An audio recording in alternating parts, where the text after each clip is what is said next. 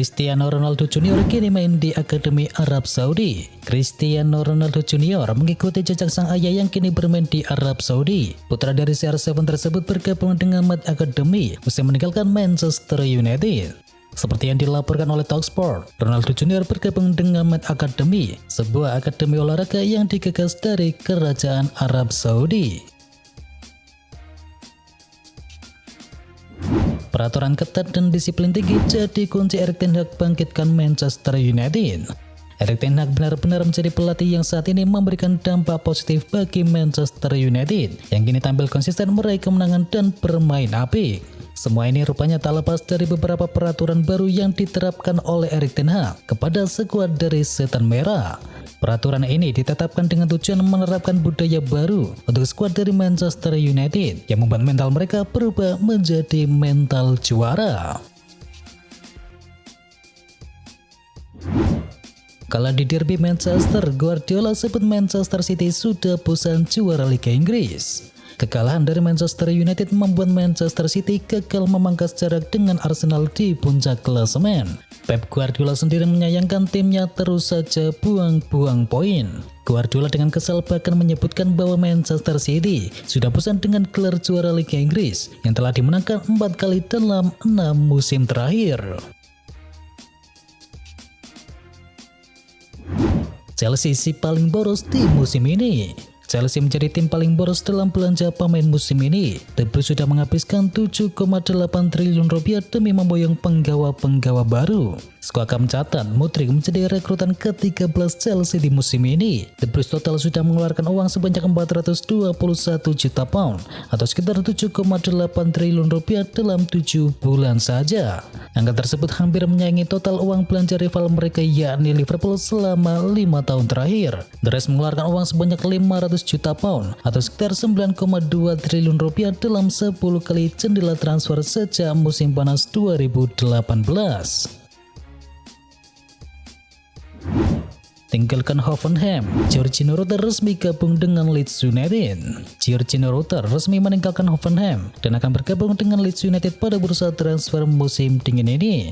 Dilansir dari 90 Man, Leeds United mengeluarkan dana mencapai 30 juta pound untuk bisa mendaratkan Rutter ke Elland Road. Angka ini menjadi pembelian terbesar yang pernah dilakukan Leeds United sepanjang sejarah klub. Rutter akan mengenakan nomor punggung 24 bersama The White. Pemain 20 tahun itu akan menandatangani kontrak berdurasi lama dengan tim Liga Premier Inggris tersebut, yakni hingga tahun 2028 mendatang. AC Milan minta diskon kepada Real Madrid untuk permanenkan Brahim Diaz. AC Milan meminta diskon kepada Real Madrid untuk bisa mempermanenkan gelandang muda asal Spanyol yakni Brahim Diaz di bursa transfer musim panas nanti. Dilaporkan oleh Calcio Mercato, sejatinya baik AC Milan maupun Real Madrid telah sepakat soal harga jika ingin mempermanenkan pemain berusia 23 tahun tersebut. Dilaporkan bahwa harga yang sebelumnya telah disepakati adalah berada di angka 22 juta euro. Namun terbaru kini AC Milan berniat untuk meminta diskon terhadap pemain asal Spanyol tersebut. Barisan gelandang Liverpool dinilai terlalu tua. Liverpool memasang Fabinho, Thiago dan juga Jordan Henderson sebagai starter dalam laga melawan Brighton kemarin. Fabinho merupakan gelandang termuda dengan usia 29 tahun. Thiago sudah berusia 31 tahun dan Jordan Henderson yang paling tua dengan kini berusia 32 tahun. Ex-bek Arsenal yakni Martin Keown menilai bahwa Liverpool menurunkan gelandang-gelandang yang sudah menua dan Liverpool asuhan dari jargon klub tersebut dinilai kini lebih menurun. Jargon klub beri pujian untuk pelatih Brighton.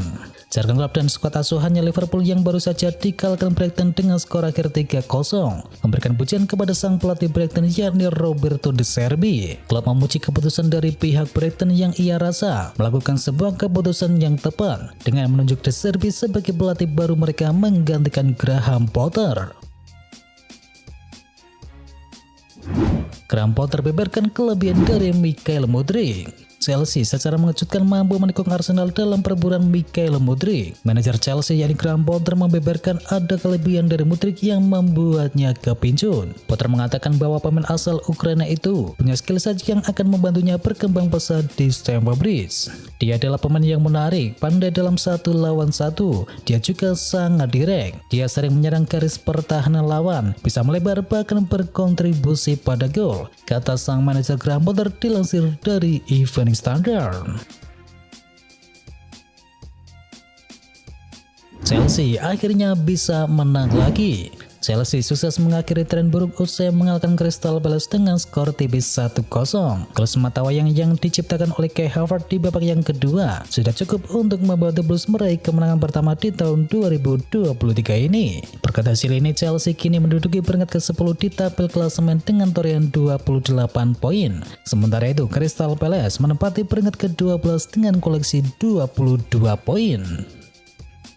Sedang di partai yang lain, Arsenal berhasil kalahkan Tottenham Hotspur. Arsenal tembangan Tottenham di laga pekan ke-20 dengan skor akhir 2-0. Gol pertama Arsenal tercipta dari gol bunuh diri Hugo Lloris, sementara gol kedua The Gunners dihasilkan oleh Martin Odegaard. Hasil ini membuat Arsenal makin kokoh di puncak klasemen dengan koleksi 47 angka dari 18 laga. Sementara Tottenham terpaku di peringkat kelima dengan koleksi 33 poin. Bergeser ke Spanyol, Barcelona berhasil keluar sebagai juara Supercopa de España. Tidak tanggung-tanggung, Barcelona menang dengan skor cukup telak 3-1 saat bermain di King Fahd Stadium. Gavi lebih dulu membuka keunggulan Barcelona di menit ke-33. Tepat di menit ke-45, Robert Lewandowski menggandakan keunggulan. Lalu gol ketiga diciptakan oleh Pedri di menit ke-69. Madrid baru bisa mencetakkan gol di menit akhir, tepatnya di menit ke-90+3 lewat gol dari Karim Benzema. Kemenangan ini jadi sangat berarti bagi Barcelona. Selain memenangkan laga syarat gengsi bertajuk El Clasico, ini jadi trofi pertama Barcelona sejak Copa del Rey yang mereka raih di tahun 2021 yang lalu. Sedangkan dari Italia, AS Roma berhasil kalahkan Fiorentina. AS Roma meraih 3 poin di laga lawan Fiorentina di pekan ke-18 Serie A Italia. 2 gol AS Roma dicetakkan oleh aksi dari Paulo Dybala. Hasil ini membuat AS Roma kini menempati peringkat ke-7 dengan koleksi 34 angka dari total 18 pertandingan. Sementara itu Fiorentina berada di posisi ke-10 dengan koleksi 23 poin. Barcelona juara Piala Super Spanyol gelar perdana tanpa Lionel Messi. Barcelona akhirnya sukses merebut gelar juara Piala Super Spanyol dari tangan Real Madrid yang mereka memenangi pada tahun yang lalu. Bukan cuma itu saja, klub asal Catalan itu akhirnya juga bisa move on dari Lionel Messi. Bagi Barcelona, trofi Piala Super Spanyol ini menjadi gelar perdana mereka tanpa Lionel Messi. Setelah melewati musim pertama tanpa Messi dengan nirgelar, Barcelona akhirnya bisa meraih trofi pada musim keduanya tanpa La Pulga. Tampil oke di derby London, Ramsdale dikeplak Richarlison dan juga ditendang fans Tottenham Hotspur. Aaron Ramsdale tampil gemilang membendung serangan dari Tottenham Hotspur untuk membantu Arsenal meraih kemenangan. Sayang, di akhir pertandingan Ramsdale mendapatkan perlakuan tidak menyenangkan dari penyerang Tottenham Hotspur yakni Richarlison dan salah seorang fans dari tuan rumah. Richarlison awalnya berdebat dengan Ramsdale lalu mengeplak kepala sang penjaga gawang Arsenal tersebut. Tak lama berselang, Ramsdale yang berjalan ke pinggir lapangan usai dipisahkan oleh Stewart, kemudian ditendang dari belakang oleh salah seorang supporter dari Tottenham Hotspur. Arsenal nyaman di puncak klasemen. Arsenal kini unggul cukup jauh di atas rival terdekat mereka yakni Manchester City. Manchester Biru memiliki 39 poin alias berjarak 8 angka dari tim London Merah. Arteta mengapresiasi performa dari Arsenal di Liga Inggris musim ini. Ia pun angkat bicara soal performa oke timnya tersebut di musim kali ini.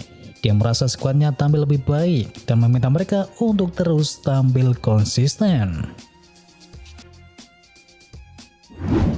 Bek Real Valladolid masuk dalam daftar belanja Arsenal. Arsenal dikabarkan masuk dalam perburuan bek milik Real Valladolid yakni Ivan Fresneda yang kini bermain apik di kompetisi La Liga Spanyol. Dilansir dari The Telegraph, Arsenal akan mencoba untuk mengamankan jasa dari Fresneda yang saat ini diketahui dibanderol oleh Valladolid dengan harga sebesar 10 hingga 15 juta pounds untuk jasanya tersebut. Resmi, Wolverhampton datangkan wonderkid Brasil Joao Gomez. Wolverhampton telah menyetujui kesepakatan sebesar 15 juta pound untuk bisa mengontrak wonderkid Brasil yakni Joao Gomez dari Flamengo. Gelandang berusia 21 tahun itu akan bergabung dengan klub selama jendela bursa transfer Januari setelah semua formalitas selesai. Penandatanganan pemain ini terjadi setelah mereka mendatangkan Mario Lemina dari Nice, Matheus Cunha dari Atletico Madrid, dan pemain sayap PSG yakni Pablo Sarabia. Eden Hazard berpotensi ikuti jejak Ronaldo ke Al Nassr. Beberapa klub disebut siap memperebutkan tanda tangan dari Eden Hazard, dan menurut laporan terbaru dari Football Espanya, Eden Hazard berpotensi mengadu nasib di Arab Saudi dan bergabung dengan Al Nassr. Dan peluang untuk melihat Eden Hazard bermain dalam satu tim dengan Ronaldo nampaknya juga bukan hal yang mustahil. Pasalnya salah satu media asal Spanyol yakni El Chingreto juga melaporkan bahwa sang pemain sudah bertemu dengan sang pelatih Al Nassr yakni Rudi Garcia. Liverpool segera datangkan Ruben Neves. Liverpool mendapatkan kesempatan untuk bisa memperkuat lini tengahnya dengan segera mendatangkan Ruben Neves dari Wolverhampton.